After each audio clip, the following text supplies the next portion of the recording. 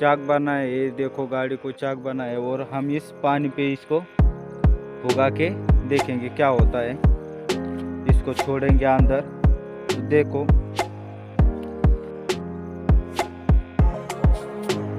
ये देख सकते हो दोस्तों, ये हमने एक भुगाया है भुगा। तो देखिए भागता भी है या नहीं पानी, देखिए।